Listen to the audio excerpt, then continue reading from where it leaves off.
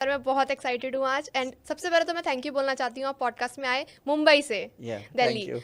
और आज का टॉपिक मेरा पर्सनल फेवरेट टॉपिक है और मुझे पता है ऑडियंस का भी फेवरेट टॉपिक है क्योंकि पास्ट लाइफ के बारे में सबको जानना है। True true true. But sir starting में यहाँ से करना चाहती हूँ कि आपने इतने सारे लोगों की पास्ट लाइफ देखी है ना। यहाँ पे दो टाइप के लोग हैं। एक बोलते हैं कि पास्ट लाइफ एग्जिस्ट करती है, दूसरे टाइप के बोलते हैं नहीं ऐसा कुछ नहीं है, ये फेक चीजें हैं। ठीक है, मैं स्टार्टिंग ही यहाँ से करना चाहती हूँ। आप सर पास्ट लाइफ का प्रूफ बता दीजिए सबसे पहले।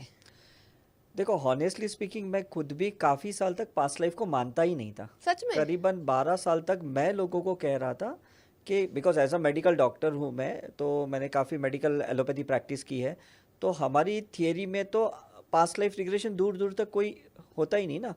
ज़्यादा से ज़्यादा हम ये मानते हैं कि एक साइकोलॉजी होती है, लेकिन सोल होती है, चेतना होती है, पास्ट लाइफ होती है, ये तो हमारी मेडिकल थियरी में आती नहीं है। तो मैं अपने पेशेंट्स को कह रहा था कि ये आप है ना बहुत गलत साइकोलॉजी से चल रहे हो कि कोई पास्ट लाइफ होती है करके।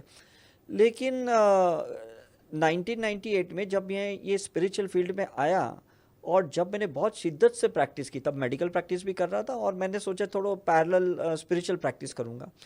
करते करते मैंने अपनी 6 पास्ट लाइफ देखी और देखने के बावजूद मैं उसको कंफर्म करके आया 6 जगहों पे, जो भी मैंने पौंडीचेरी, लंदन, दुबई, काठमांडू, जयपुर, शिरडी, गोवा, ये जो मैंने 6 पास्ट लाइफ देखी थी, सबको प्रूव करने के लिए मैं गया अलग अलग जगह पे। मैं प्रूव भी किया तो भी मैं लोगों को कह रहा था नहीं ये स्टोरीज़ है, ये ऐसा हो नहीं सकता। और काफ़ी साल तक मैं अगेंस्ट था। 2000 की साल में आफ्टर 12 इयर्स मुझे लगा कि शायद मुझे ये सब्जेक्ट पे एक्सप्लोर करना है और मैंने फिर उसके ऊपर बहुत रिसर्च किया। मैंने फिर थेरेपिस्ट बना मैं 2-3 बड़े बड़े गुरुओं के पास, और मुझे फिर समझ में आया कि हर इंसान की पास्ट होती है, चाहे वो प्रेजेंट की पास्ट है या पास्ट की पास्ट है, आप मानो या ना मानो। मतलब आप बचपन से देखो, जो आपके पेरेंट्स ने कहा होगा ये हरकत तो मैंने सिखाई नहीं, ये तू कहाँ से कर रहे। राइट। काफ़ी बार कहते ये तो ना दादाजी की फैमिली से आई है ना नानी की फैमिली से आई है, ये पता नहीं ये इसका नेचर कैसा है, ये इसका बिहेवियर पैटर्न कैसा है, ये इसका कैरेक्टर कैसा है, ये इसका नेचर कैसा है।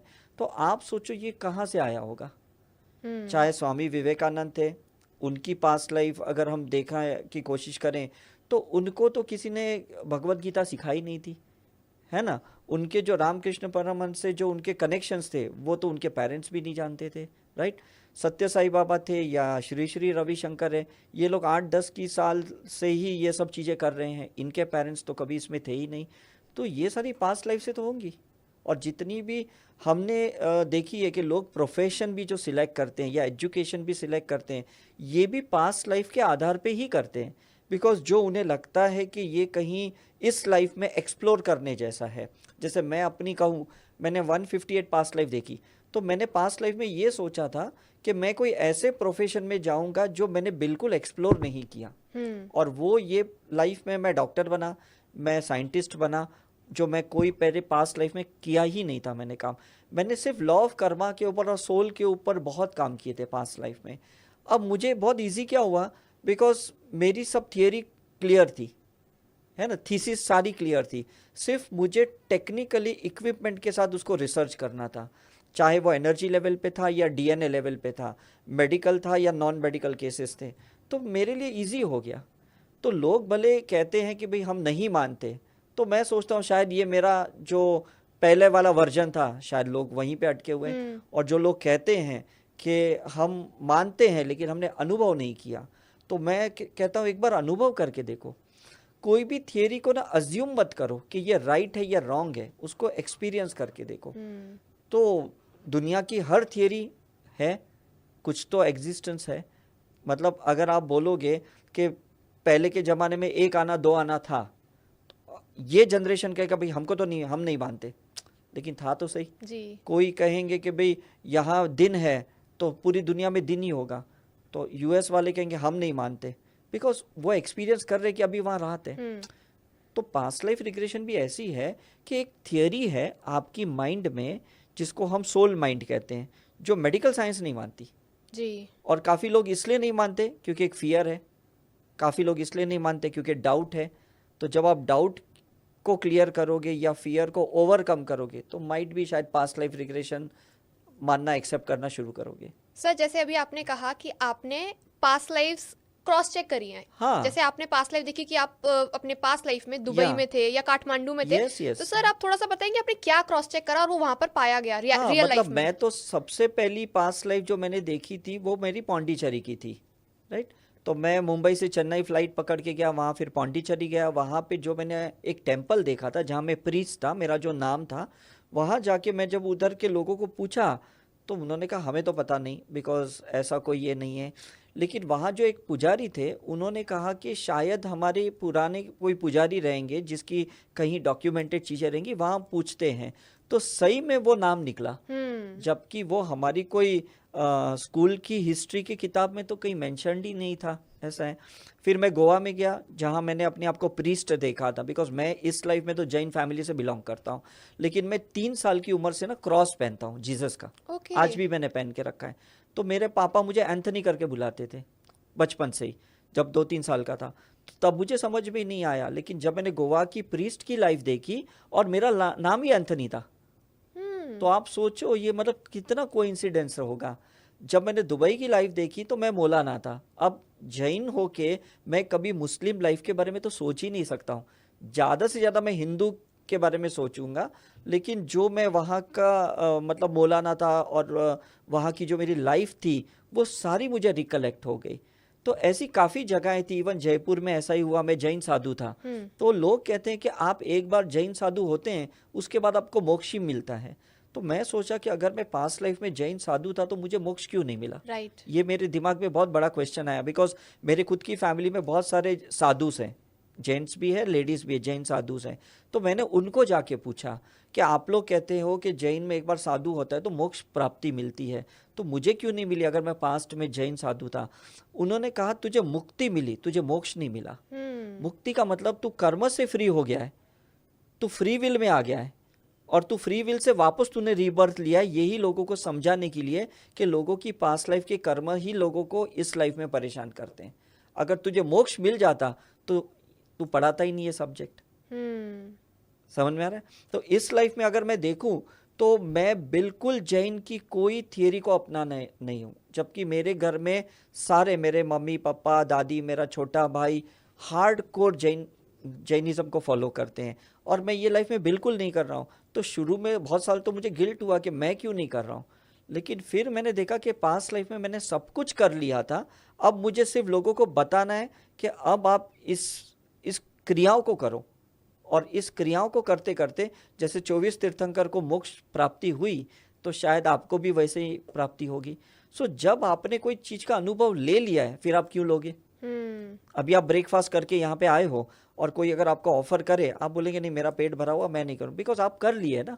तो यही थियरी मुझे समझ में आई कि ना मैं कोई बाइबल को फॉलो कर रहा हूँ, ना मैं कुरान को फॉलो कर रहा हूँ, ना मैं जैनिज़्म को फॉलो कर रहा हूँ, ना मैं बुद्धिज़्म को फॉलो कर रहा हूँ। इस लाइफ में मैं वननेस के कॉन्सेप्ट से आया हूँ। गेटिंग है ना। तो मैं इवन गुरुद्वारा की भी मैंने लाइफ देखी, मेरे गोल्डन टेम्पल की मैंने अपनी एक लाइफ देखी थी।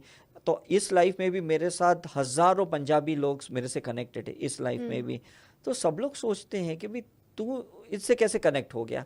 मतलब मेरा दुबई में 24th विजिट हुआ अभी, और वहाँ कितने मेरे मुस्लिम स्टूडेंट्स हैं और जो ब्लाइंडली मुझे फॉलो कर रहे हैं।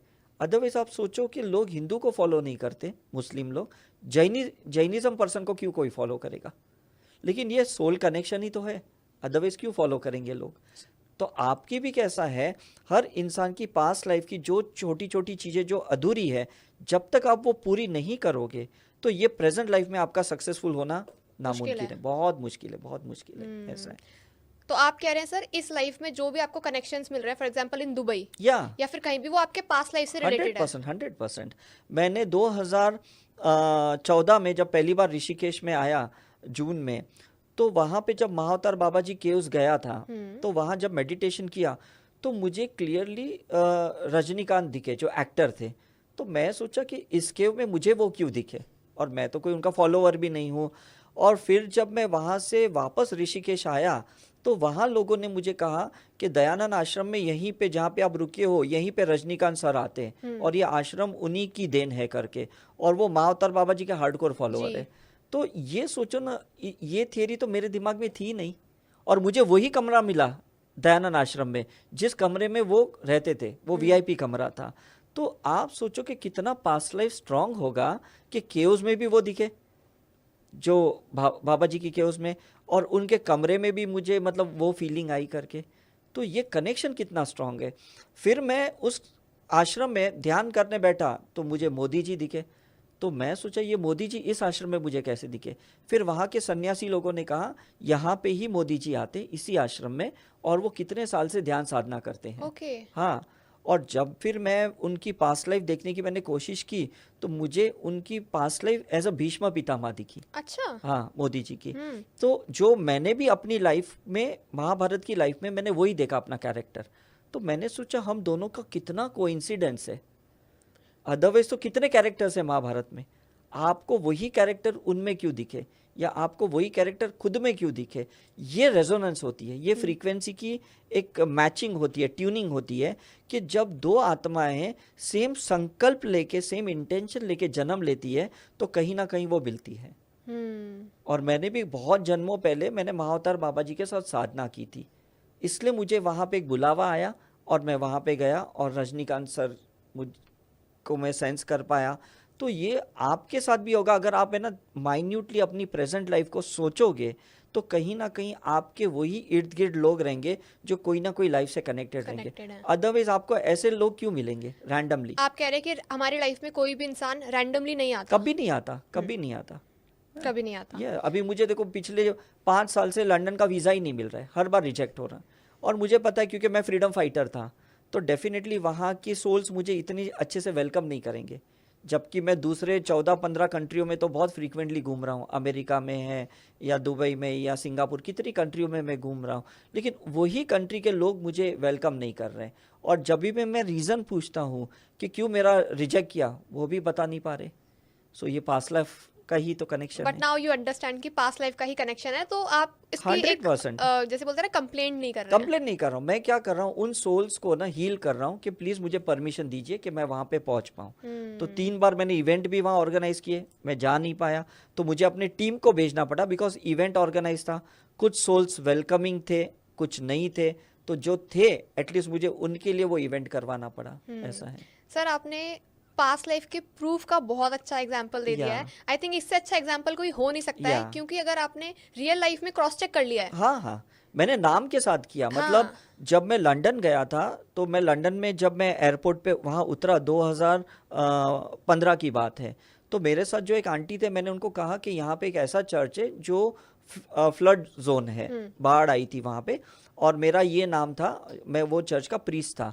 तो आंटी बोले मुझे तो पता नहीं, बिकॉज वो आंटी तो बॉम्बे से बिलोंग करते हैं, वो उनकी बेटी के वजह से मेरे साथ वहाँ चले थे। और जब हम वहाँ चर्च में गए, बूस्टन स्टैम्पेड चर्च में गए, तो वहाँ जो मैंने नाम बताया फेडरिक डिसोजा, वो केयर टेकर ने बरोबर वो नाम बताया। और मैंने वहाँ बताया कि 1716 में जुलाई 7 को वहाँ बाढ़ आई थी और वहाँ पे 350 लोग मरे थे, और उसमें मैं भी एक था। तो अभी सोचो ये हिस्ट्री कहाँ से आएगी। राइट। मतलब इतना फिगर, इतना ईयर, इतना टाइम परफेक्ट, और इतने लोग, ये कहाँ से आपको याद रहेंगे। आपने भी स्कूल में हिस्ट्री तो पढ़ी होगी, लेकिन आज भी आपको हिस्ट्री का मुझे नहीं लगता इतनी डिटेलिंग कभी याद होगी। तो ये मैं कह रहा हूँ कि चीज़ें हैं वहाँ पे, लेकिन आपको एक्सप्लोर अपने माइंड में करनी पड़ेगी। Past life is not outside, past life is inside your mind. और जब तक वो थियरी अधूरी है, वो आप प्रोग्रेस नहीं कर सकते। आपको वो टटोलना पड़ेगा, जिसको बुद्धा जाति स्मरण कहते थे, सेल्फ रियलाइजेशन कहते थे, यही शायद महावीर ने भी किया, तब जाके उनको वो एनलाइटनमेंट प्राप्ति मिली करके। राइट। ऐसा है। बहुत अच्छे से सर आपने एक्सप्लेन कर दिया है। सर मैं आपसे नेक्स्ट ये पूछना चाहती हूँ कि फॉर एग्जाम्पल अगर किसी की फोटो है आपके पास, आप फोटो से देख के किसी की भी पास्ट लाइफ बता सकते हैं? क्या था ना कि मेरी 2 एनिमल लाइफ थी, जो मैं पहले बता चुका था कि मेरी एक आउल की लाइफ थी, एक ईगल की लाइफ थी। तो मेरी जो आईज है ना, वो थोड़ी थर्मल विजन की है और बहुत डेप्थ वाली है। तो बहुत साल पहले जब मैं यहाँ एक एम्स हॉस्पिटल में आया था, मुझे लगता है आज से कुछ 25 साल पहले मैं आया था, तो वहाँ पे मेरा एक फ्रेंड आया था एम्स हॉस्पिटल में, जब मैं और मेरे भाई यहाँ ड्यूटी कर रहे थे। तो उसको किसी एक साधु ने यहाँ फंसाया था दिल्ली में ही, और मैं उस बंदे को देख के बोला तू जिस साधु के पास अभी जाके आया ना, वो साधु फ्रॉड है। वो बोले नहीं नहीं, वो साधु मुझे कोई दवाई देने के लिए बुलाया, मुझे रीढ़ की हड्डी में प्रॉब्लम है। मैंने कहा नहीं, वो फ्रॉड है करके तू मुझे लेके चल, कौन सा साधु है जिसको सुबह तू मिल के आया, क्योंकि वो दोपहर को लंच के लिए मेरे पास मिलने आया था। तो बोले चल मैं तेरे पास चलता हूँ। जैसे मैं गया यहाँ पे दिल्ली में उस बंदे को मिलने, वो साधु वहाँ से भागा उसको देख के। वो बोलते तू ये उदय को क्यों, डॉक्टर उदय को क्यों लाया, मतलब नाम से बुलाया वो। तो मतलब वो साधु भी अनकॉन्शियसली मुझे जानता था और मैं भी जानता था कि पास्ट लाइफ का ये ढोंगी बाबा है, ये कोई तांत्रिक आदमी है। और जब इसने अपने जेब टटोले, मेरे फ्रेंड ने, उसके जेब में कोई पैसे नहीं थे जो वो उसने सुबह ही निकाल दिए थे। मतलब आप सोचो, मुझे पास्ट लाइफ लोगों को देख के भी समझती थी और लोगों के फोटो पे भी समझती थी, लेकिन मुझे गिल्ट होता था कि मैं प्रूफ क्यों नहीं कर पा रहा हूँ। ओके। तो फिर मैं हमेशा ये इंटेंशन गॉड को कहता था, प्रे करता था कि मुझे ऐसा कोई साधन दो जिससे मैं लोगों को बता पाऊँ कि जो मैं देख पा रहा हूँ वो सही है, सच है। तो MIT कॉलेज पूना में लंदन से कुछ साइंटिस्ट आए थे आज से 15 साल 20 साल पहले। मैं उन साइंटिस्ट को मिला और मैंने कहा कि भाई मुझे ये विजन का है जो मैं लोगों की देख पा रहा हूँ। तो उन्होंने मुझे ऑरा कैमरा दिखाया जो लंदन के साइंटिस्ट ने, डॉक्टर हैरी ओल्डफील्ड ने बनाया था। और वो कैमरे में अगर आप किसी के फोटोज लेते हो तो आपको आपकी पास्ट लाइफ समझ में आती है। अच्छा। लेकिन उसको इंटरप्रेट करने को आना चाहिए, बिकॉज वो एनर्जी फील्ड है। तो लोगों को तो कलर्स देखेंगे कि ये ब्लैक है, ये रेड है, ये ब्लू है, इससे कुछ ज़्यादा इंटरप्रिटेशन कोई नहीं कर सकता। इवन वो साइंटिस्ट भी नहीं कर पाते थे। तो जब उन्होंने मुझे अपने पेशेंट का फोटो का ऑरा करके बताया, मैंने कहा यही तो पास्ट लाइफ मैंने उसको बताया था और ये आपके ऑरा में भी दिख रहा है। तब उन्होंने मुझे कहा कि तुम एक काम करो, इसके ऊपर तुम PhD कर लो, 3 साल का है लंदन में, और तुमको मैं इक्विपमेंट भी दे दूंगा और फिर तुम रिसर्च स्टार्ट करो, डीप स्टडी करो। तो मैंने 2003 में मैं एनरोल किया और मैंने 3 साल उसकी स्टडी की। वो इक्विपमेंट फिर मैंने खरीद ला उनसे, और आज तक मैं लोगों को अब मैं ऑरा के माध्यम से समझाता हूँ। मैं अपनी आंखों देखी बातें कुछ नहीं कहता हूँ, लेकिन सामने वाले का जब मैं फोटो लेता हूँ और उसको ऑरा कैमरे के सामने बिठाता हूँ तो स्क्रीन पे जो ऑरा दिखता है उसके आधार पे मैं कहता हूँ कि भाई आपको कौन सी बीमारी है। बिकॉज मुझे इंटरेस्ट बीमारियों में है। लोग क्या रिलेशनशिप जानना चाहते हैं कि मुझे मेरा इसका रिलेशन क्या था या मेरा फाइनेंस क्या था। मुझे वो सब चीज़ों में इंटरेस्ट नहीं है। मुझे लगता है इसको डायबिटीज़ क्यों है, इसको कैंसर क्यों है, इसको थायराइड का प्रॉब्लम क्यों है, ये मैं पास्ट लाइफ के आधार पे बोलता हूँ कि भाई तुम्हें पिछले जन्म में भी ये बीमारी थी, तुमने उसको हील नहीं किया, क्योर नहीं किया, इसलिए ये रीअकर हुई है। तो अगर तुम ये क्लियर कर दोगे, ये एंसेस्ट्रली आई है, तुम्हारे पेरेंट्स के DNA से तुम्हें ये पास आई है, तो तुम अगर वो वूम रिग्रेशन, जो पास्ट लाइफ रिग्रेशन की एक थियरी है, वो वूम रिग्रेशन करोगे, तुम्हारी बीमारी निकल जाएगी। Because DNA needs a correction. उसे दवाई की ज़रूरत नहीं है, उसे एनर्जी की करेक्शन की ज़रूरत है, उसकी मेंटल ब्लॉक निकालने की ज़रूरत है करके, और वो सिर्फ पास्ट लाइफ रिग्रेशन से निकल सकता है ना। सर आपने इतना इंटरेस्टिंग फैक्ट बताया है, तो काफ़ी लोगों के मन में ये डाउट होगा, मेरे मन में भी आया है। सर अगर हम अपने घर में हैं और हमें अपनी पास्ट लाइफ खुद से जाननी है, सर उसका क्या प्रोसेस रहेगा? वो एक सेल्फ रिग्रेशन प्रोसेस होता है, और उसके लिए हमें ना एक थीटा और डेल्टा लेवल की हीलिंग सिखाते हैं, जिसको हम साइकिक सर्जरी और करुणा कर्म सोल हीलिंग कहते हैं करके। तो जापान के एक डॉक्टर थे, डॉक्टर मिकाओ उसोई, उन्होंने ये थीटा हीलिंग क्रिएट की, क्योंकि उन्होंने भी बहुत साधनाएं की, और क्योंकि वो मेडिकल डॉक्टर थे, MBBS MD डॉक्टर थे एलोपैथी के, उनको लगा कि लोगों की मैं सर्जरी क्यों करूं, विदाउट ऑपरेशन में क्यों उनको ठीक ना करूं। तो उन्होंने उस आधार पे एक रेकी की सिस्टम को क्रिएट किया, और उसमें एक साइकिक सर्जरी करके एक कॉन्सेप्ट होता है, एक थेरेपी होती है। वो थियरी मैंने सीखी, और वो सीखने के बाद जब मैंने अप्लाई किया तो डेफिनेटली लोगों को बीमारियां ठीक हो गई। और फिर मुझे समझ में आया कि अमेरिका में डॉक्टर विलियम ली रैंड करके है, जो सोल लेवल की DNA लेवल की हीलिंग सीखी है उन्होंने। तो मैं US गया और उनके पास मैंने वो सीखी। उन्होंने मुझे बताया कि शिरडी के साईं बाबा ने ये हीलिंग मॉडलिटी उनकी लाइफ में क्रिएट की थी। कुछ सिंबल्स थे, कुछ हीलिंग मॉडलिटी थी। तो मैंने उनको कहा आप मुझे सिखाओ, मैं रिसर्च करूंगा उसके ऊपर। रिसर्च करते मुझे पता चला कि कोई भी पास्ट लाइफ अगर इंसान नहीं भी देखता है या देख भी लेता है, वो हीलिंग करे बगैर बाहर नहीं आ सकता। And that is the delta healing, जो करुणा हीलिंग जो मैं कहता हूँ। तो हम लोगों को क्या है ना, पहले हीलिंग सिखाते हैं वो, और उसके बाद उसका रिग्रेशन करते हैं। बिकॉज गड़े मुर्दों को उखाड़ तो देंगे, सरफेस पे तो आ जाएगी, उसको ठीक कौन करेगा? हम्म समझ में आ रहा है कि नहीं?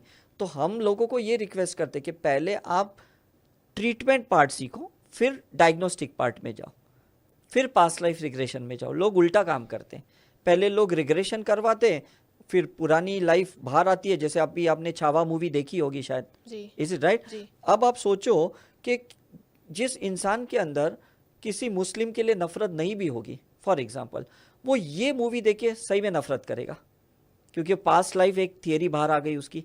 हम तो नहीं जानते थे कि औरंगजेब ने इतना अत्याचार किया था, इज इट राइट?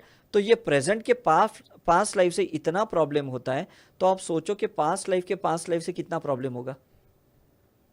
समझ रही हूँ। समझ में आ रहा है कि नहीं? जी। मतलब मैं अगर किसी को कहूंगा आपको कैंसर है, तो वो कहेगा, अब मैं कहूंगा इसकी ट्रीटमेंट नहीं है, तो आदमी उस डिप्रेशन से मर जाएगा कि इसका इलाज नहीं है। तो मैं अगर पहले कहूंगा ये कैंसर का इलाज है और ये आपको ये कैंसर है, तो वो कहेंगे ठीक है, जब इलाज है तो मुझे कोई प्रॉब्लम नहीं है। तो ये लोग गलतियां करते हैं, पूरे वर्ल्ड ओवर में लोग पास्ट लाइफ रिग्रेशन करते तो हैं, लेकिन उसका निवारण नहीं करते, तो उसका आप क्लियरेंस नहीं करते। ओके, तो ये आप हाँ, कह रहे हैं कि घर में बैठे बैठे कर सकते हैं, कर सकते हैं, 100%। बुद्धा ने यही किया, बट एक महावीर ने टेक्निक यही होनी किया। चाहिए उसके लिए। टेक्निक दो है, या आप डीप मेडिटेशन में जाओ ओके। सेल्फ रियलाइजेशन की, और या तो ये हीलिंग मॉडलिटी जो मैंने कहा। लेकिन काफी लोग मुझे कहते हैं सर हम मेडिटेशन में जा ही नहीं सकते, हाँ। हमें ध्यान लगाने को मतलब होता ही नहीं है, हम जैसे ध्यान करने आंख बंद करते हैं तो बहुत विचार आते हैं। क्योंकि वो बुद्धा महावीर की लाइफ में इजी था, इतने थॉट्स नहीं थे, तो लोग चले जाते थे, है ना।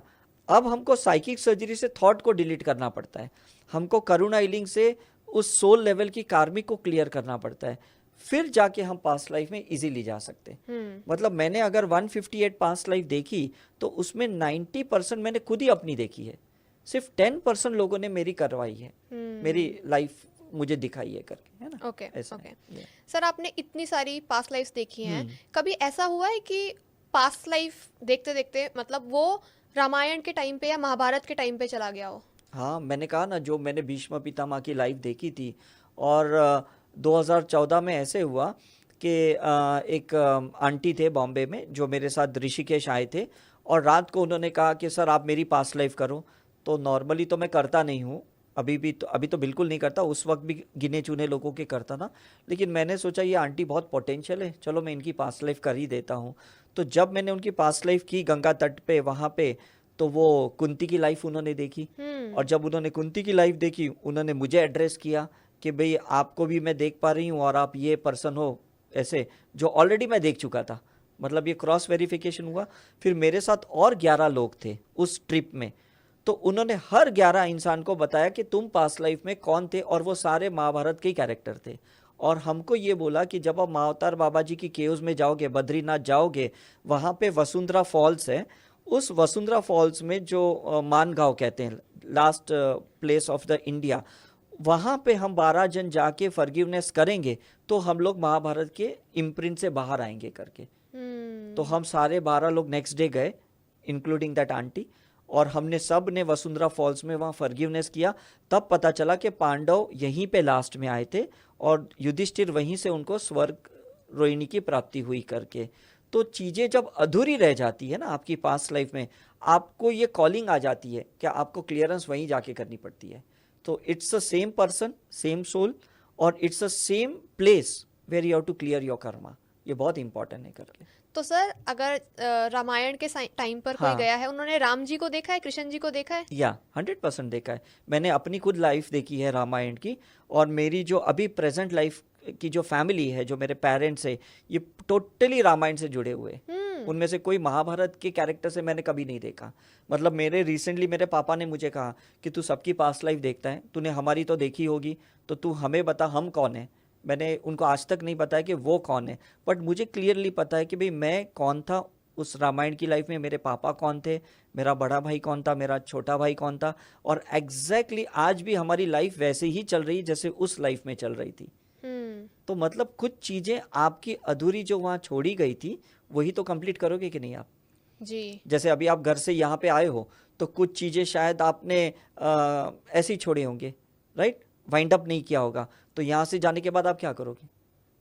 जी, इसको सही करेंगे। वही सही करेंगे ना। तो हम लोग भी प्रेजेंट लाइफ में इसलिए आते हैं ताकि पास्ट लाइफ की चीजें अधूरी थी, और जब आप वो पूरी करोगे तो आपके रिलेशनशिप कंप्लीट होंगे, right? That's the main thing. तो सर जैसे अगर आप बता रहे हैं कि पास्ट लाइफ में जाके रामायण के टाइम पे भी जा सकते हैं, महाभारत के किसी टाइम में पे भी जा तो सकते सर जैसे श्री राम है, हाँ। सीता माता, इनकी अपीयरेंस के बारे में किसी क्लाइंट ने बताया है कि वो काफी कैसे लोगों ने दिखते हैं? बताया। मतलब सिंगापुर में जब मैं 2011 में एक इवेंट कर रहा था, और वहाँ पे एक बंदा था वहीं का, बॉर्न एंड बॉटम, तो वो मुझे कहा कि आप मेरी पास्ट लाइफ करो। मैंने कहा क्यों करना है, यू आर सक्सेसफुल पर्सन, आपका सब कुछ तो सही चल रहा है। तो बोले बस मुझे ऐसी क्यूरियोसिटी है, क्योंकि वो बॉर्न एंड बॉटम सिंगापुर का पर्सन था।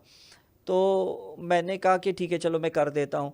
तो जब मैंने उसका किया तो ही came to be a Lakshman, और उन्होंने पूरी मुझे रामायण की लाइफ समझाई, जबकि उनको तो कुछ पता ही नहीं था कि रामायण है क्या, या वो राम कौन है, सीता कौन है।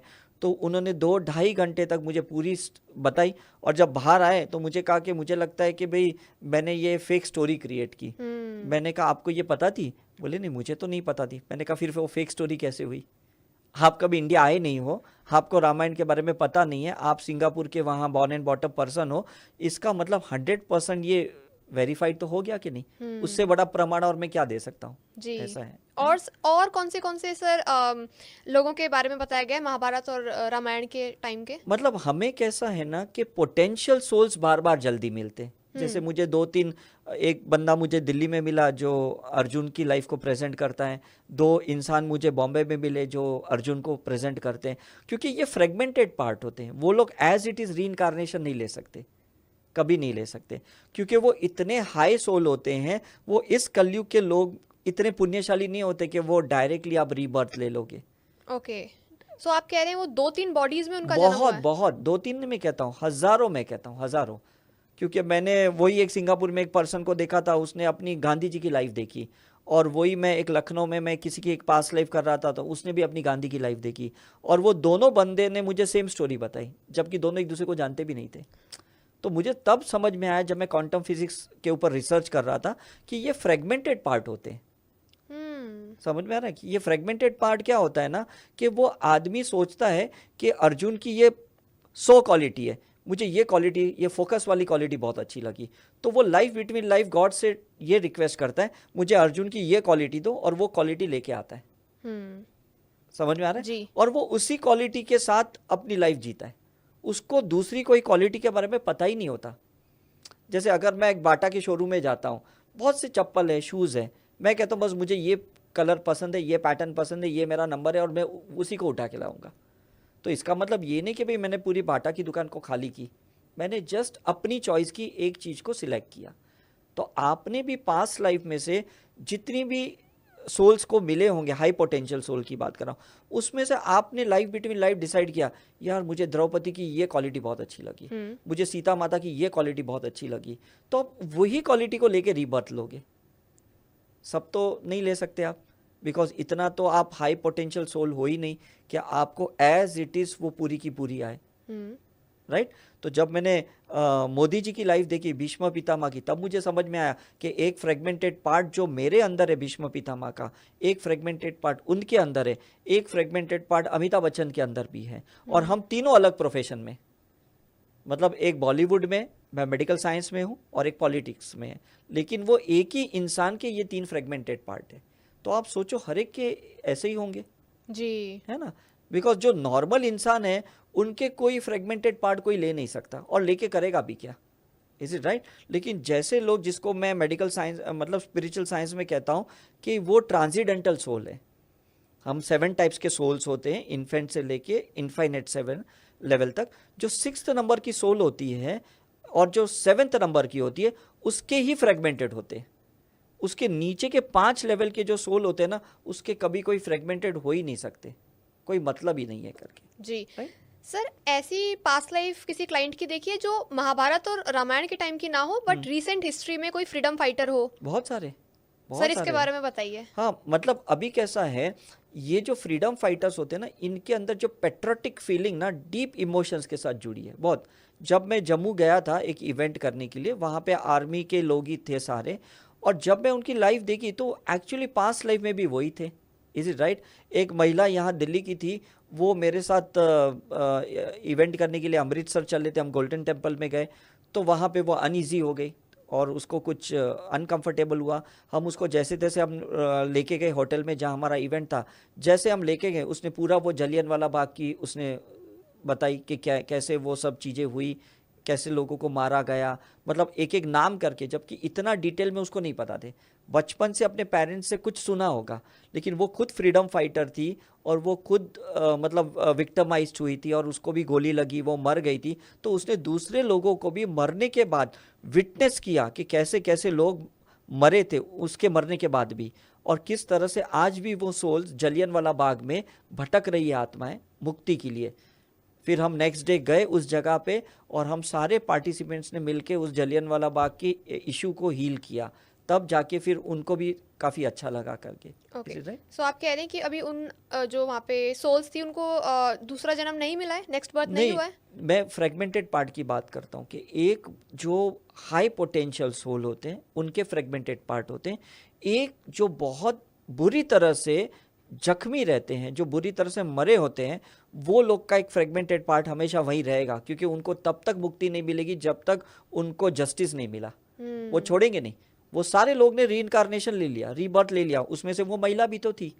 तो उसने खुद देखा कि मेरा एक फ्रेगमेंटेड पार्ट अभी भी वहाँ मरा पड़ा है और मुझे उसको हील करके बाहर निकालना है, मुक्ति करनी है, ताकि ये फिर से जन्म ले पाए। आपने सुना होगा गाँव में भी कुछ पेड़ों में आत्माएं रहती है, सुना होगा आपने, राइट? तो ये आत्माएं रहती क्या? मैं लंदन में जब गया था तो मैंने कितनी स्पिरिट्स देखी, तो मैंने सोचा लंदन में क्यों स्पिरिट्स होती है, लेकिन वो लोग है ना प्रॉपर्टी से बहुत अटैच्ड है। वो लोग सोचते हैं कि भाई हमने इतनी मेहनत करके इतना बड़ी मतलब एक्सपेंडिचर किया है, इतनी बड़ी महंगी प्रॉपर्टी खरीदी है, how can we leave that property? तो वो मरने के बाद भी इनका एक फ्रेगमेंटेड पार्ट उसमें रहता है। और अगर आपको पता है कि हिंदू धर्म में भी हम कहते हैं कि 13 दिन तक ये करना है, 45 डेज तक ये करना है, 90 डेज तक ये करना है, मतलब उसका फ्रेगमेंटेड पार्ट होगा तब ये कर रहे हैं ना, नहीं तो रिचुअल्स क्यों करेंगे हम, ये पिंडदान क्यों करेंगे हम, कर्मकांड क्यों करेंगे? अगर इंसान पूरी तरह से मर गया और पूरी तरह से उसने रीबर्थ ले लिया तो फिर तो आपको पितृ दोष लगेगा भी नहीं, या तो आपको पितृ पूजा करने की जरूरत ही नहीं है। मतलब कहीं ना कहीं आप सोचो, जहाँ साइंस नहीं भी है वहां पे भी तो लोग इस चीज को मानते कि नहीं? हम कौवे को क्यों खिलाते है ना, हम पंडितों को क्यों, ब्राह्मण को क्यों भोजन देते हैं? क्योंकि उनका फ्रेगमेंटेड पार्ट कहीं ना कहीं है। हम सफेद कपड़े क्यों पहनते? क्योंकि अगर हम कलर वाले कपड़े पहने, जो रिसेंटली कोई मर गया किसी की फैमिली में, तो डेफिनेटली उसको हर्ट होगा कि ये सेलिब्रेट कैसे कर रहे, मैरिज नहीं किया जा सकता है, कोई बड़ा इवेंट नहीं किया जा सकता है जब कोई इंसान मर जाता है, मतलब कोई तो फ्रेगमेंटेड पार्ट उसका रहेगा कि नहीं जी? Is it right? तो ये आपकी सिर्फ स्मृति में नहीं रहता है, वो एक्चुअली उसकी चेतना भी वहां रहती है। और कुछ लोग जो बहुत बुरी तरह से मरे, उनकी चेतना भी रहती है और उसकी एनर्जी भी रहती है। Is it right? जब एनर्जी रहती है ना तब वो ज्यादा अफेक्ट करती है, अगर वो सिर्फ चेतना है तो वो अफेक्ट नहीं करेगी। आप सिर्फ फील करोगे कि हाँ इसकी आत्मा यहाँ पे है। हम लोग 2014 में जब हम लोग कुरुक्षेत्र गए थे, वहाँ के म्यूजियम में हम जितने भी लोग गए थे, हमने सब ने कोई ना कोई कैरेक्टर को वहाँ फील किया कुरुक्षेत्र में, हालांकि वो तो म्यूजियम है। Is it right? मतलब सब आर्टिफिशियली क्रिएट किया गया था, लेकिन अभी भी कुछ फ्रेगमेंटेड पार्ट वहाँ पे है, फिर उसको मुक्ति दिलाना बहुत जरूरी है करके। मतलब आप सोचो कि ये कितना डीप इम्पैक्ट है, बहुत डीप है ना जी। सर, पास्ट लाइफ का बर्थ मार्क से कोई कनेक्शन होता है?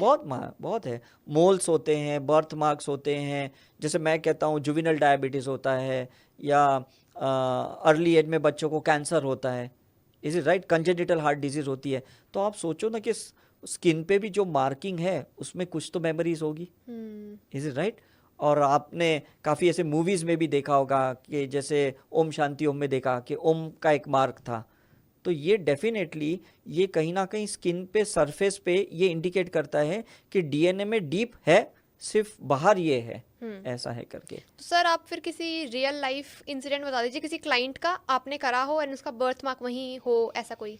स्पेशली क्या होता है ना कि जो हमारे पास ऐसी बीमारियों से आते हैं जिसका हमारी मेडिकल साइंस में इलाज नहीं होता, हम जब उनकी पास्ट लाइफ करते हैं और वो मार्किंग से करते हैं, क्योंकि पास्ट लाइफ रिग्रेशन में ना बहुत थियरीज है करने की, तो हम लोग है ना उस सरफेस पे जो उसके मॉल्स होते हैं ना उसके साथ बॉडी टॉक करते हैं, है ना। फॉर एग्जाम्पल मेरे अभी ये हाथ में मॉल है तो मैं इससे बॉडी टॉक करता हूँ और मैं इसको पूछता हूँ भाई तू क्यों है, क्या रीज़न है। ऐसे करते करते हम पास्ट लाइफ में जाते, समझ में आ रहा है कि नहीं। तो जब मतलब कोई एक छोटे बच्चे को गांठ है और उस गांठ के साथ बात करते उसकी पास्ट लाइफ में जाते हैं तो वो कहते हैं कि भाई पास्ट लाइफ में भी ये गांठ थी लेकिन इसका इलाज किसी ने नहीं किया, इसलिए उसका रीबर्थ भी उस गांठ से हुआ। अच्छा, समझ रहे हैं। तो ये सारी चीज़ें जहाँ मेडिकल साइंस को इटियोलॉजीज नहीं मिलती, वो रीज़न नहीं मिलता, वो कॉज नहीं मिलता, डेफिनेटली वो मायने तो रखता ही है। सर आपको टीटू सिंह का केस पता है? हाँ तो उनका भी आई थिंक एक बर्थ मार्क है। एग्जैक्टली उसके बारे में आई थिंक ऑडियंस को अगर नहीं पता तो बताइए। या मतलब वही मैं कह रहा हूँ ना कि अगर आप किसी की भी ऐसे देखो, इवन आप माइकल जैक्सन की भी देखो जिसकी मैंने पास्ट लाइफ देखी है, कि इन लोगों की लाइफ में कहीं ना कहीं फेमिनाइन और मस्कुलिन एनर्जी का इम्बैलेंस्ड होगा। Is it right. और मैंने देखा है कि जब वो फीमेल थी माइकल जैक्सन पास्ट लाइफ में, और उन्होंने बहुत से डांस किए थे लेकिन लोगों ने उसको एब्यूज़ बहुत किया था, बहुत गलत तरीके से लिया था। तो उन्होंने सोचा था कि मैं मेल बनने के बाद यही डांस को वापस करूंगी, और उनका इतना ये हुआ। एंड ऑफ द लाइफ में उनको लगा कि भाई ये जेंडर ठीक नहीं है इनके लिए, तो उन्होंने अपना जेंडर चेंज करवाया। मतलब ये पास्ट लाइफ का इम्प्रिंट्स होगा। Is it right.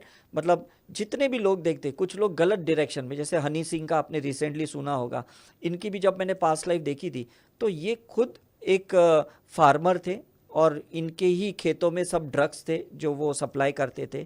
तो काफ़ी लोग ऐसे मर गए। तो उनको ये एक्सपीरियंस लेने के लिए इस लाइफ में उसी चीज़ का कंज्यूम करना पड़ा, और उनकी लाइफ कैसे रूइन हुई ये उनको समझ में आ गया करके। अब उनको ये रियलाइजेशन हुआ कि ये चीज़ कभी नहीं लेनी चाहिए, और उन्होंने अपने पॉडकास्ट में बहुत अच्छा मैसेज दिया कि प्लीज़ आप इन सारी चीज़ों से दूर रहिए करके। तो इसका मतलब हम जिस चीज़ से ना हमने उसका मिसयूज़ किया कोई लाइफ में, हमें ही मिसयूज़ करना पड़ता है, यूज़ करना पड़ता है उसका एक्सपीरियंस लेने के लिए, तब जाके हम बाहर आ सकते हैं। सर हनी सिंह की पास्ट लाइफ क्या है ये मैं आपसे पूछने ही वाली थी, आपने खुद ही बता दिया। देखो और सर टीटू सिंह का जो हम केस की बात कर रहे थे, आई थिंक टीटू सिंह के सर पे कोई निशान है, और उसका जब पास्ट लाइफ करा था तो उसको उसका गोली लगी थी उसको। तो जो ये बड़े निशान ऐसे होते हैं, सेम ऐसे ये आई थिंक गोली लगने से या कोई एक्सीडेंट, बिकॉज ये डीएनए में मेमोरीज है ना। मतलब क्वांटम फिजिक्स कहता है 33% आपके डीएनए में पास्ट लाइफ से आती है, 33% आपकी एंसेस्ट्रल मतलब पेरेंट्स से आती है, और 33% आप प्रेजेंट लाइफ में क्रिएट करते हो, और 1% का डीएनए आपकी गॉड की कॉन्शियसनेस है, जिसको मैं सुपर जीन्स कहता हूँ। तो पिछले पॉडकास्ट में मैंने कहा था ये 1% को एक्टिवेट करने के लिए इंसान जन्म लेता है, लेकिन वो भूल जाता है, वो बाकी सारे 99% में उलझा हुआ रहता है। तो मेरे अंदर अगर कोई गॉड गॉडेसेस की 1% की डीप मेमोरीज है, जब तक मैं उसको बाहर ना निकालूं मैं कभी एक्चुअल सक्सेसफुल नहीं हो सकता। अब लता मंगेशकर ने वो सरस्वती माँ का 1% बाहर निकाला तो सिंगर बन गए। Is it right. तो हर एक की जो गॉड गॉडेसेस की चेतना जो हमारे अंदर है, जिसको हमको दे के भेजा गया है, हम तो उस पर ध्यान ही नहीं देते। हम तो एजुकेशन एंड प्रोफेशन पे और सक्सेस और स्टेटस और उसी में उलझे पड़े हैं, राइट। तो मेरा जो एक सोल टैलेंट था, जो थर्मल विजन था 1%, मैंने उसी को एक्टिवेट किया इस लाइफ में। तो मेरे लिए लाइफ का स्ट्रगल ही खत्म हो गया। मैं 24/7 365 डेज सक्सेसफुल हो गया, बिकॉज मैंने उस 1% को एक्टिवेट कर दिया। तो लोग अगर पास्ट लाइफ देखें तो वो 1% को देखें, वो और 99% पे ध्यान ही ना दे, वो बेटर है। तो सर जैसे बड़े जो बर्थ मार्क्स होते हैं, उनका तो पास्ट लाइफ से रिलेशन है। जो नॉर्मल छोटे छोटे तिल होते हैं, मैं वही अभी तिल की बात कर रहा था, ये सब भी पास्ट लाइफ से ही है 100%। बिकॉज ये मेडिकल साइंस में कोई रिलेवेंस ही नहीं है कि ये यहीं पर क्यों है, यहीं पे क्यों है। मैं यही कह रहा हूँ ना, बिकॉज ये ऐसे स्पॉट्स है ना, जैसे आप देखोगे ना कि कहीं कहीं पे आपको नेटवर्क बहुत जोरदार मिलेगा, तो आपको लगेगा अरे ये एक ही शहर है और इसी जगह पे मुझे नेटवर्क क्यों मिल रहा है। मतलब वहाँ पे डीप इम्प्रिंट है कि नहीं, वहाँ पे नेटवर्क क्यों है, क्योंकि वहाँ पे कोई टावर इस्टेब्लिश्ड है। तो ये भी एक टावर है, जिसको टैप करोगे तो आपको नेटवर्क पास्ट लाइफ का बहुत इजी मिल जाएगा। ऐसा जी करके। सर, आपने अभी हनी सिंह की बात करी है। हाँ, आपने हनी सिंह के अलावा और भी बहुत सारे आई थिंक बॉलीवुड इंडस्ट्री बहुत से से लोगों लोगों को, की पास्ट लाइफ देखी बहुत होगी। से देखोगे। सर बताइए कि आपने किस किस की देखी है और वो पास्ट लाइफ में क्या थे। सलमान खान की देखी है, आमिर खान की देखी है, शाहरुख खान की देखी है। मतलब आप सोचो, ये लोग एक ही ईयर के बर्थ लेके आए हैं, एक ही फील्ड में है, और तीनों सेम फेमस है। Is it right? तीनों को मैंने एज अ मौलाना देखा, एज अ प्रीस्ट देखा इन गुरु, ये इनके मॉस्क में, और तीनों ने इंटेंशन अलग अलग क्रिएट किया। राइट? अब तीनों अलग अलग रिलेशनशिप के मैसेजेस दे रहे हैं। आमिर खान कुछ अलग मैसेज दे रहे हैं, शाहरुख खान कुछ अलग मैसेज दे रहे हैं, is it right? Salman Khan कुछ अलग मैसेज दे रहे हैं। मतलब ये तीनों, ये क्या होता है ना, जैसे हम कुंभ का मेला देखते हैं ना, है ना, तो वैसे ही ये लोग है ना, लाइफ बिटवीन लाइफ डिसाइड करते हैं कि तू ये अनुभव लोगों को देगा, तू ये अनुभव देगा। जैसे एमबीबीएस के बाद लोग सोचते हैं तू एमडी बन, तू एमएस बन, एमबीबीएस से तो सेम निकले। Is it right? तो इन तीनों एक्टर्स की जब मैंने पास्ट लाइफ देखी, मुझे समझ में आ गया कि एक ही जगह से निकले थे, लेकिन एक रोमांस का एक्सपीरियंस दे रहा है, एक शादी ना करने का एक्सपीरियंस दे रहा है, एक ज़्यादा शादी करने का एक्सपीरियंस दे रहे हैं। तो हमारी एज अ पब्लिक की एक चॉइस होती है, हम उन्हीं को पिकअप करते हैं जिनके साथ हमारी फ्रीक्वेंसी मिलती है। Is it right? हमें लगता है यार ये सलमान खान जैसा सुखी कोई नहीं है, हमें लगता है ये शाहरुख खान जैसा सुखी कोई नहीं है। तो it's all matter of your choice. तो ये लोग तो एक्सपीरियंस पास्ट लाइफ से प्रेजेंट में दे रहे हैं, लेकिन चॉइस तो हमारी है ना, कि हमको किसकी इम्प्रिंट्स को एक्सेप्ट करना है। बिकॉज हम भी शायद वही अनुभव लेने के लिए आए हैं, तो शायद हम उनको ही एक्सेप्ट करेंगे, दूसरे को एक्सेप्ट ही नहीं करेंगे, दूसरे हमें दो बकवास लगेंगे। सिंपल कॉन्सेप्ट है जी सर, सुशांत सिंह राजपूत की आपने कभी पास्ट लाइफ देखी है? मैंने देखी, और लास्ट टाइम मैंने पॉडकास्ट में भी मैंने कहा था कि वो ही belongs to the moon planet, वो चंद्र प्लैनेट से आए थे। और आपको शायद पता होगा, उन्होंने अपनी इस लाइफ में भी मून पे पहले ही घर लिया था। Is it right? उनके पास जो टेलीस्कोप था वो इतना डीप लेवल का था कि वो आराम से कम्युनिकेट करते थे, और उनका इंटेंशन यही था कि वो बहुत जल्दी अपने मून प्लैनेट्स पे वापस चले जाए। मरना एक इत्तेफाक था, वो कैसे मरे वो भी मुझे पता है, जो मैंने पास्ट पॉडकास्ट में कहा, लेकिन वो वहीं पहुंचे जहां उन्हें पहुंचना था। And he is comfortable over there. Because अब यहाँ से आप अपने घर पे जाओगे तो आप क्या कहोगे? Sweet home, home sweet home, right? तो वो भी वहां जाके वो अपने आप को महसूस, मतलब ये कर रहे हैं कि चलो मैं अपने ही घर में आ गया। ओके तो सर, आपने पास्ट पॉडकास्ट में आप कह रहे हैं कि बताया था सुशांत हाँ, सिंह का। Sir yes. क्या, मैं जानना चाहती हूँ थोड़ा सा, अगर आप बता पाएं। मतलब कैसा है ना, जो चंद्र ग्रहण, चंद्र प्लैनेट से जो आए रहते हैं, मून प्लैनेट से आए, वो लोग बहुत आर्टिस्टिक होते हैं। अगर आपने इस लाइफ में देखा, वो डांसर भी अच्छे थे, सिंगिंग भी करते थे, एक्टिंग भी करते थे, एज अ ह्यूमन भी वो बहुत ज़बरदस्त इंसान थे। तो वो जस्ट एक यूनिवर्स को ना अलग अलग प्लैनेट से प्योर कॉन्शियसनेस वाले लोग चाहिए, ताकि वो इन लोगों को, हम जैसे लोगों को समझा पाए कि जैसे कोई मंगल से आता है, इज इट राइट, कोई जुपिटर से आता है। अब जो जुपिटर से आता है वो प्योर गुरु होता है, मतलब जो इतना प्यूरिफाइड होता है कि जिसको मास लेवल पे लोग वर्शिप करते हैं। संत, हाँ, साधु। संत होते, संत साधु होते, मतलब बहुत अनकंडीशनल होते हैं। जैसे प्रभुपाद्य थे, चैतन्य महाप्रभुपाद्य थे। तो ऐसे लोग होते हैं जो अलग अलग सिर्फ प्लानिट से आए, सिर्फ ह्यूमन को ये समझाने के लिए। इनका पर्सनल कोई कर्मा नहीं होता है। तो सुशांत का भी मैंने देखा, पर्सनल कोई कर्मा नहीं था, उसका कोई नेगेटिविटी नहीं थी। वो प्लानिट मून से आए थे जस्ट लोगों को एक आर्ट का झलक दिखाने के, कि प्योर आर्ट क्या होता है, is it right, pure relationship क्या होती है। वो जब जिसके साथ भी रिलेशनशिप में पड़े, उन्होंने अपना 100% दिया, इररिस्पेक्टिव के उनको सामने से मिला या ना मिला। He was least bothered, but he gave 100% to every relationship, is it right. तो ये हम लोग को सीखने जैसा होता है ऐसे लोगों से। Okay right. Sir, past life कोई क्यों करवाता है? और इसी के साथ मैं पूछना चाहती हूँ कि पास्ट लाइफ करवाने से क्या सच में वेल्थ में या हेल्थ में ग्रोथ मिल सकती है? देखो, अगर आप अपनी प्रेजेंट की भी गलतियां समझ लो तो आपकी तो लाइफ ऐसी अच्छी हो जाती है। तो सोचो, अगर पास्ट लाइफ की गलतियां जो आप इस लाइफ में भी दोहरा रहे हो, उसको अगर आप समझ गए तो क्लियरेंस नहीं होगा।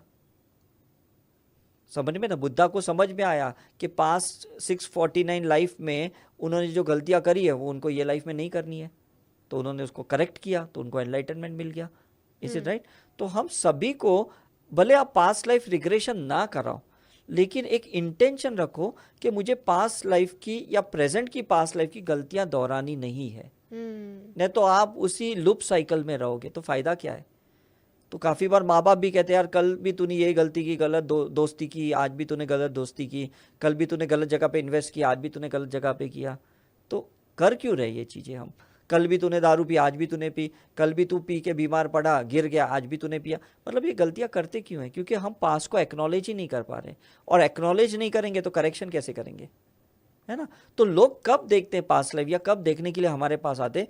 जब वो उलझे हुए रहते, उनको अपनी लाइफ को सुलझाना है, तब पास्ट लाइफ करते हैं। ओके सर, कोई रियल क्लाइंट का इंसिडेंट बता सकते हैं कि वो फॉर एग्जांपल इस लाइफ में किसी पर्टिकुलर चीज से परेशान है, आपने पास्ट लाइफ देखी एंड आपने बताया देखो तुमने ये करा था एंड इस वजह से you are suffering in this life. Sir ये जानना चाहती हूँ। ये मैंने बहुत साल पहले यहीं पे दिल्ली पे केस प्रेजेंट किया था, जिसके वजह से मुझे एक बहुत बड़ा अवार्ड मिला था फॉर द केस।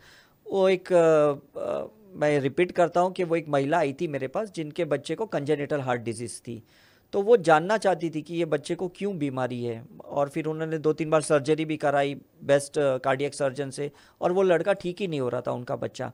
तो जब मेरी क्लिनिक पे आई, मैंने उनका पहले ऑरा किया, फिर मैंने उनको हीलिंग सिखाई, फिर जब पास्ट लाइफ रिग्रेशन की तो पता चला कि ये बच्चा जो आज इनकी लाइफ में, वो पास्ट लाइफ में उनका एक अंकल था जो कैंसर से पीड़ित थे, और वो बहुत परेशान थे ये महिला कि तुम मर भी नहीं रहे हो और तुम ढंग से जी भी नहीं पा रहे हो। तो उन्होंने एक चाकू लिया और सीधा उनके हार्ट पे डाल दिया और बोले भी तू बेटर है मर जा। मतलब वो इलिटरेट थी, बहुत देहाती, मतलब गांव की महिला थी वो। तो वो मरते मरते उनके जो चाचा थे उन्होंने कहा भी एक लाइफ में मैं तुमसे बदला लूँगा, और वो बेटा बन के इस लाइफ में आया। तो इस महिला ने बहुत फॉरगिवनेस किया, बहुत हीलिंग की, और उसके बाद जब वो चेन्नई कार्डियक सर्जन के पास गई अपने बेटे को लेके 3-4 महीने बाद, तो उसके रिपोर्ट्स नॉर्मल आए। और वो केस मैंने यहाँ पे रेडिसन ब्लू होटल में मैंने प्रेजेंट किया था हमारे मेडिकल एसोसिएशन में। वो केस में वो महिला खुद प्रेस रिपोर्टर को बोल रही थी कि ये मेरे बच्चे का ये मेडिकल रिपोर्ट है पहले का, और रिग्रेशन करने के बाद उसकी कंजेनिटल हार्ट डिजीज ये ठीक हो गई, उसका ये रिपोर्ट है। मतलब आप सोचो कि अगर मेडिकल केस ठीक हो सकते हैं तो आपके रिलेशनशिप या फाइनेंस के तो बहुत इजीली ठीक हो सकते हैं, बिकॉज वो इतने डीप नहीं होते, वो मेंटली या इमोशनल लेवल पे होते हैं। अगर शरीर के लेवल पे भी होते हैं, अगर वो ठीक हो सकते हैं तो कुछ भी ठीक हो सकता है ना? सर अभी आपने केस बताया है डिजीज का, हाँ, डिजीज थी। सर ये चीज बहुत कॉमन है स्पेशली इन इंडिया। हम सब सुनते हैं सास और बहू। सर इनकी मतलब बोलते हैं ना कि सास की बहू से नहीं बनती है, बहू की सास से नहीं बनती है।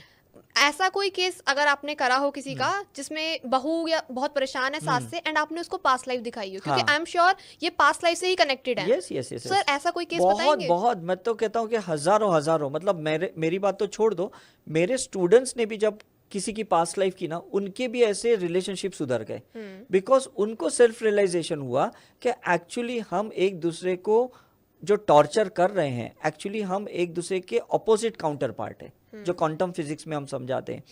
तो काउंटर पार्ट क्यों आता है? चैलेंज देने के लिए, कि अगर वो चैलेंज ना दें तो दोनों आगे कैसे बढ़ेंगे, चाहे वो हस्बैंड वाइफ ऑपोजिट माइंडसेट से है या सास बहू ऑपोजिट माइंडसेट से है। तो जब हम समझ जाते हैं कि ये दुश्मन नहीं है, ये टीचर है, ये एग्जाम ले रहा है हमारी, और जब हम उसको स्वीकार करेंगे, एक्सेप्ट करेंगे, तो रिलेशनशिप सुधर जाते हैं। सो यू आर सेइंग कि अगर इस लाइफ में कोई सास परेशान कर रही है तो पिछली लाइफ में उस लड़की ने उस सास को परेशान करा होगा। एग्जैक्टली, बिकॉज देखो ये लाइफ में जो भी कुछ हो रहा है, जैसे मैंने आपको काफी पहले भी केस बताया, एग्जैक्टली पास्ट लाइफ में हमने वैसा ही किया। अब क्या होता है ना, वो इंटरचेंज होता है। जस्ट बिकॉज उनको आपने ये अनुभव दिया, अब आप ये अनुभव ले लो। अब हनी सिंह ने कुछ अनुभव दूसरों को ड्रग्स का दिया, इस लाइफ में खुद ने लिया। हनी सिंह ने दूसरों को डिप्रेशन में डाला, इस लाइफ में खुद डिप्रेशन में आ गया। तो सास बहू का भी तो यही रिलेशनशिप है। सोल्स जब तक उसका काउंटर पार्ट को क्लियरेंस नहीं करता, दोनों को मुक्ति कैसे मिलेगी? है ना? तो काफी बार हम कहते भी है ना, ये पोता देखो ये दादा का ही सोल आया है। क्यों कहते हैं? क्योंकि उसको क्लियरेंस तो करना ही है ना अपना। सिंपल है। तो सर कोई रियल केस बताएंगे, कोई हस्बैंड वाइफ का जिसमें बहुत झगड़े हो रहे हैं? बहुत, हमारे टीम मेंबर में बहुत सारे थे। बताइए सर। हमारे साई करुणा मिशन जो हम सिस्टम चलाते हैं, तो मेरे पास एज ए स्टूडेंट जो लोग आते हैं कि भाई हमारे पार्टनर के साथ बिल्कुल नहीं बनती है, और या तो हमने डिवोर्स लेने हैं या हम मतलब जो भी प्लान किया या हमने फाइल किया है, तो मैंने कहा उसको होल्ड करो 3 महीने के लिए, और अभी जो आपने रिग्रेशन करना है पास्ट लाइफ में उसमें आप देख लो कि आपके साथ रिलेशन क्यों नहीं बन रहे। तो उनमें उन्होंने देखा और उसके बाद उन्होंने उसका करेक्शन किया और आज वो लोग इतने हैप्पी कपल्स हैं। हमारे ही टीम मेंबर्स में काफ़ी है, not only the students participant, लेकिन वो लोग ही अभी बहुत हैप्पीली रह रहे हैं। सर वैसे एग्जैक्ट पति पत्नी के केसेस में मोस्टली जनरल वे में क्या दिखता है? दिखता क्या है ना कि ये एक चैलेंजेस है। मतलब जैसे एक टीचर स्टूडेंट का कैसा होता है ना। स्टूडेंट को लगता होगा यार ये टीचर कैसी दुश्मन है मेरी, कैसे हार्ड पेपर सेट करती है। लेकिन अगर वो पास होने के बाद वो डिग्री लेके जब बाहर आता है तो बोलते हैं देखो ये टीचर ने अगर ऐसी परीक्षा नहीं ली होती तो आज मैं ये अनुभव लेके बाहर नहीं आया रहता। Is it right? तो हमें भगवान दो ऑप्शन देते हैं, आपको रिलेशनशिप में कंफर्ट चाहिए या चैलेंजेस चाहिए। तो मैक्सिमम लोग पहले तो कंफर्ट ही मांगते कि भाई मुझे नहीं चाहिए, लेकिन जो लोग कहते हैं नहीं मुझे चैलेंजेस पसंद है तो उनको तो ऑपोजिट पार्टनर ही मिलेंगे, है ना। तो जब वो देखते हैं कि ये बिल्कुल स्पिरिचुअलिटी में नहीं है, ये स्पिरिचुअलिटी में, ये बिल्कुल धार्मिक प्रवृत्ति का नहीं है, ये बहुत धार्मिक प्रवृत्ति का है, ये मतलब बहुत पॉजिटिव है, ये बहुत नेगेटिव है। Is it right? तो ये ऑपोजिट कहाँ से आया? ये हमारी चॉइस ही तो है। तो जब हम उसको उसके परसेप्शन से देखते हैं, उसके पॉइंट ऑफ व्यू देखते हैं, तो अभी हमको वो गलत नहीं लगता है। तो मैं लोगों को कहता हूं कोई इंसान इस दुनिया में गलत नहीं है, लोग अलग हैं। समझ में कि नहीं? ना हस्बैंड गलत है, ना वाइफ गलत है, ना सास गलत है, ना बहू गलत है, लोग अलग हैं। तो वो अलग परसेप्शन है, तो वो अगर आप देखोगे तो कोई प्रॉब्लम ही नहीं है। तो ऐसे कितने हजारों लाखों रिलेशनशिप ठीक हो गए, क्योंकि ये छोटी छोटी चीज है। आदमी ना अपनी नजर से कोई चीज को देखता है, उसकी नजर से जब देखना शुरू करता है तो व्यू पॉइंट चेंज हो जाता है। जी सर, मैं पास्ट लाइफ रिग्रेशन की ही मतलब पास्ट लाइफ केसेस की मैं बुक रीड कर रही थी। तो उसमें बहुत सारे केसेस मैंने पढ़े थे। तो उसमें हस्बैंड वाइफ के केसेस थे और जैसे एक बहू को पूरी फैमिली परेशान करती है दहेज के लिए। Exactly. तो सर मैंने ये पाया कि जिस भी इंसान ने अपना पास्ट लाइफ रिग्रेशन करा, सर उसको ना एक नॉलेज आई है अंदर कि यार मेरे साथ ये हो रहा है ना, इसका एक रीजन है। यस। तो एक लड़की का करा था कि उसको ना वो बहुत परेशान थी क्योंकि उसकी सास ससुर और उसके हस्बैंड उसको दहेज के लिए परेशान करते थे। जब उसने अपना पास्ट लाइफ करा तो उसको पता लगा कि पिछले जन्म में वो अपनी वो जैसे वो हस्बैंड थी पिछले जन्म में और उसने अपनी वाइफ को दहेज के लिए बहुत परेशान चेंज हो जाता है। परफेक्ट। उसने बहुत परेशान करा। सर इस जन्म में जब उसने पास्ट लाइफ रिग्रेशन कर लिया तो उसको लगा कि आई थिंक मेरे साथ जो हो रहा है वो सही हो रहा है, एंड देन उसने हीलिंग करी है जो भी करा। तो I mean past life regression से एक हमें सीख मिलती है कि जो हो रहा है वो एग्जैक्ट वही होना चाहिए। परफेक्ट। बिकॉज गलतियां जब हम अपनी पास्ट लाइफ में देखते हैं तब इस प्रेजेंट लाइफ की गलतियों को हम फिर ज्यादा इंपॉर्टेंस नहीं देते दूसरों की, क्योंकि अब तो क्या था हम पॉइंट कर तू गलत है, तू गलत है, तू गलत है। और पास्ट लाइफ में पता है ये गलती तो मैंने भी और मैंने भी ये टॉर्चर किया था। तो डेफिनेटली वो क्लियरेंस तो होना ही बनता है जी, है ना। सर अभी जैसे हस्बैंड वाइफ की बात चल रही है, आपने इतने पास्ट लाइफ देखी हैं, क्या सर ये सच में है कि हस्बैंड वाइफ 7 जन्मों तक एक ही हस्बैंड वाइफ बनकर आते हैं? लाइक इस जन्म में भी वो हस्बैंड वाइफ हैं, पिछले जन्म में भी वही हस्बैंड वाइफ थे। ये क्या है ना, ये थियरी बहुत अलग है जो लोग समझे नहीं हैं। मतलब अगर हम कहें कि हमारे 7 चक्रस हैं, एनर्जी सेंटर्स हैं जो हम जानते हैं स्पिरिचुअलिटी में, तो हम 7 चक्रों का एक्सपीरियंस हस्बैंड वाइफ एक दूसरे को देते हैं।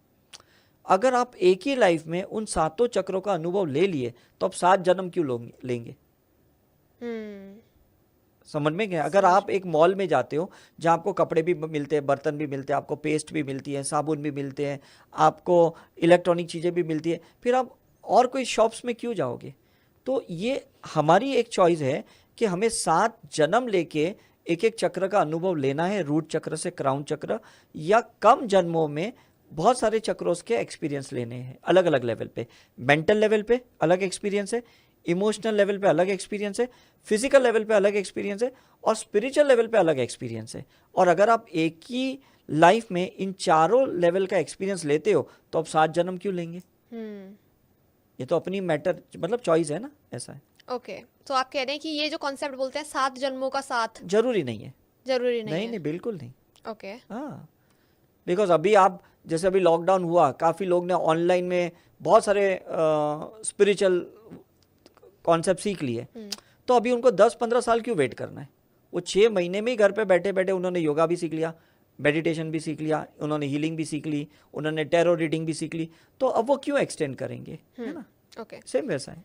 सर आपने स्टार्टिंग में बताया था कि आपने अपनी खुद की भी पास्ट लाइफ देखी है जिसमें आपने एनिमल थे। हाँ हाँ सर अपने क्लाइंट का कोई रियल एक्सपीरियंस बताएंगे, क्योंकि मैंने कहीं सुना था हाँ। जो बोल रहे थे कि एनिमल्स की लाइफ होती ही नहीं है, मतलब हम लोग इंसान से इंसान ही बनते हैं। नहीं नहीं, ऐसा कैसा हो सकता है? मतलब आप सोचो ना कि हमें खुद को बताया गया है कि पहले हम बंदर थे, हमारा जो पोस्चर था या स्ट्रक्चर था वो तो एनिमल का ही तो था। Is it right? बड़े बड़े विद्वान जैसे जैसे ओशो भी कहते हैं कि जो आदमी गाय से ह्यूमन में आता है वो हीलर बन के ही आता है, वो स्पिरिचुअलिटी में ही आएगा। Is it right? कोई लायन से ह्यूमन में आता है तो वो पॉलिटिशियन ही बनेगा। ओके ओके समझ में आ रहा है कि नहीं? तो आपके अंदर एनिमल इंस्टिंक्ट कौन सी है ये मायने रखती है। ओके। सो आप कह रहे हैं कि इन केस कोई पास्ट लाइफ में एनिमल रहा है तो उसकी क्वालिटीज इस लाइफ में 100% आएगी। मैंने अक्षय कुमार की देखी कि वो पास्ट लाइफ में हॉर्स थे, ओके। है ना? तो आज भी देखो वो कितने फिट हैं और आज वो कितने दौड़ते हैं, मतलब बिल्कुल थकते नहीं हैं। तो ये दूसरे एक्टर में आपको थोड़ी मिलेंगे जी ये क्वालिटी। मतलब आप वो सुबह जल्दी उठ रहे हैं, वो फिटनेस का ये सब कर रहे हैं, मतलब ये देखो ये पास्ट लाइफ की इम्प्रिंट तो होगी। अदरवाइज तो हर एक्टर फिटनेस चाहता है, लेकिन हर एक्टर इतनी एक्सरसाइज थोड़ी करता है। जी ऐसा है ना? सर आप कह रहे हैं कि इस लाइफ में हमारे साथ जो भी हो रहा है, हाँ। भले अच्छा हो रहा है चाहे हाँ, बुरा हो रहा है, right. वो बिकॉज ऑफ पास्ट लाइफ हो रहा है, Exactly, क्योंकि exactly. हमने कुछ ना कुछ करा है जिसका हम फल भुगत रहे हैं। Perfect perfect. सर आप ऑडियंस को बताएंगे कि अगर हमारे जो बुरे कर्म हैं हाँ। उनको नष्ट कैसे कर सकें? अगर 2-3 मेथड अगर आप बता पाएं। नष्ट नहीं करना होता है, इसका निवारण करना होता है, उसको सॉल्व करना, उसको डिसॉल्व करना है। Is it right? मतलब वो कैसा है, वो अंडरस्टैंडिंग से भी होता है, वो लाइट से होता है। कि हम कहते हैं ना कि अज्ञान थे अब ज्ञानी हो गए, तो अज्ञान और ज्ञान के बीच में क्या आया? स्पिरिचुअलिटी, लाइट आई, प्रकाश आया। Is it right? तो वो डिसॉल्व हो गया। तो जो हम पास्ट लाइफ रिग्रेशन में क्या करते हैं, हम एक ईश्वर का प्रकाश डालते हैं और उस प्रकाश की चेतना से वो अपने पास्ट में जाता है। ऐसे थोड़ी जा सकता है। अगर आप अभी बैठे हो और मैं आपको बोलूं जाओ पास्ट में, आप जाओगे? नहीं जाओगे। क्यों? क्योंकि आपकी बॉडी रिलैक्स नहीं हुई, आपका माइंड रिलैक्स नहीं हुआ, अभी तक आपका डिवाइन कनेक्शन नहीं बना, आप जाओगे कैसे?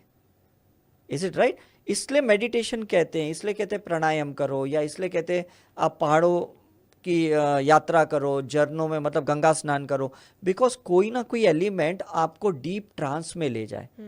और जब आप डीप ट्रांस में जाओगे तब पास्ट में जाओगे, तब डिसॉल्व होगा, नहीं तो कैसे डिसॉल्व होगा?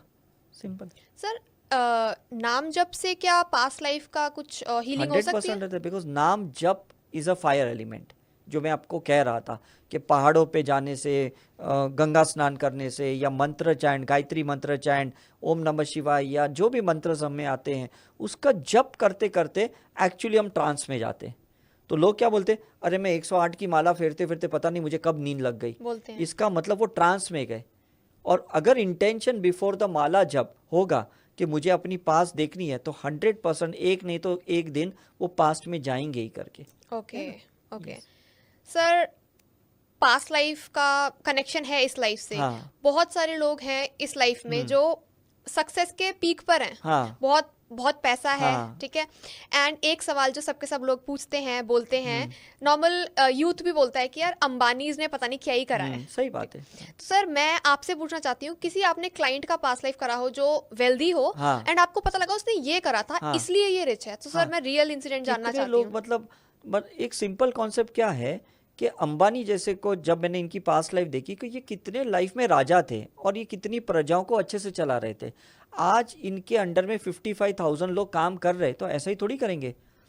हमारे घर में 2 सर्वेंट भी काम ढंग से नहीं कर पा रहे और इनके अंडर में आज इतने 55,000 लोग काम कर रहे, तो डेफिनेटली वो राजा की प्रजा ही तो होगी।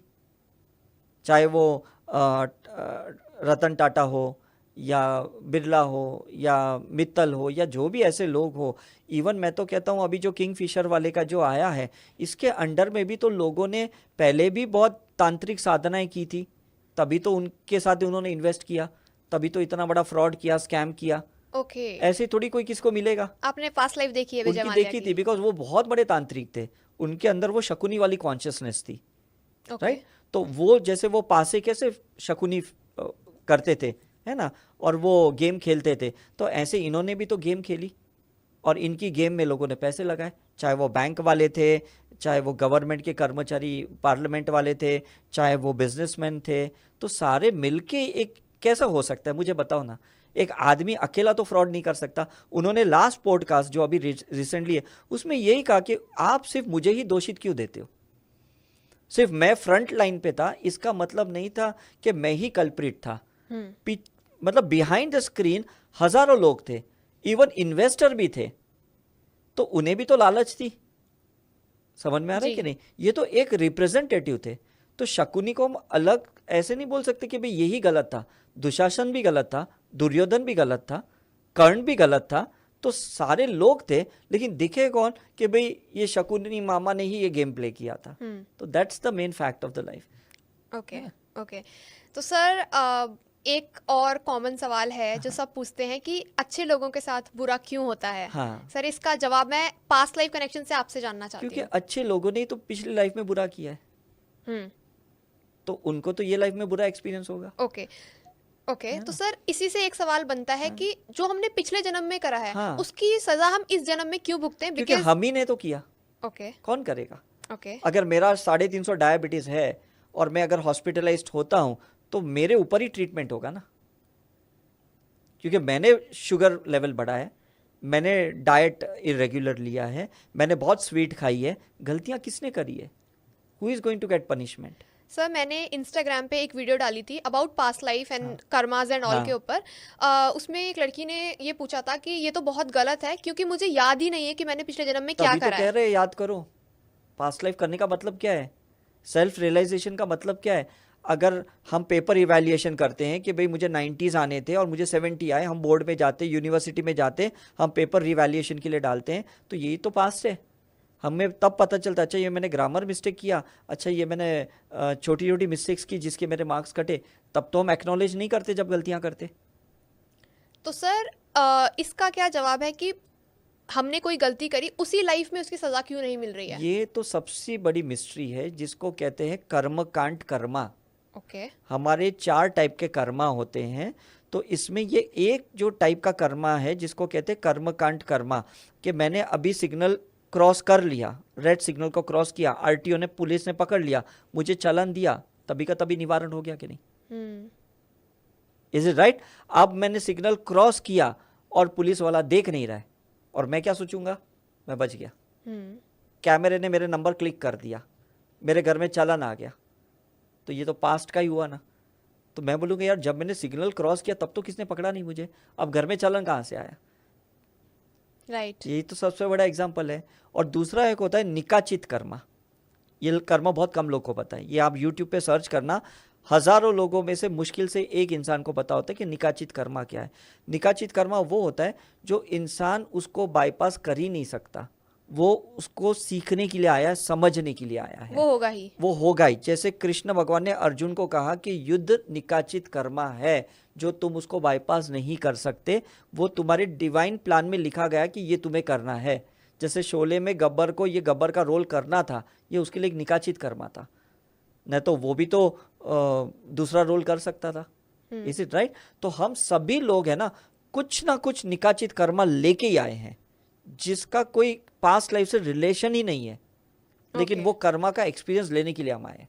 सर कितने % हम बोल सकते हैं कि निकाचित कर्मा है हमारी पूरी लाइफ में? एटलीस्ट 15-20 तो होता ही है। ओके 100% होता है। जिसको लोग बोलते हैं अरे हमने 50 पास्ट लाइफ रिग्रेशन किया, लेकिन आज तक हमको ये नहीं पता चला कि ये मेरे साथ क्यों हुआ, बिकॉज वो निकाचित कर्मा है।